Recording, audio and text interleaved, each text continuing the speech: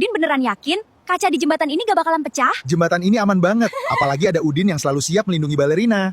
Woi Udin, yakin jembatan ini kuat? Hahaha, kita buktikan saja ya. Wah, jembatan kacanya beneran pecah. Gimana nih Udin? Oh, ayo balerina, kita lari. Jangan sampai terjatuh. Udin mau berkorban asal balerina selamat. Bantu subscribe ya teman-teman. Tung jahat banget. Udin jatuh ke jurang itu. Silahkan nyusul Udin aja kalau emang sayang sama Udin. Bantu balerina dan Udin ya. Subscribe dan komen ya guys, biar semua tahu kalau Tung pelakunya. Jangan ada yang subscribe sama komen ya, biar gak ada yang tahu Tung pelakunya. Yo.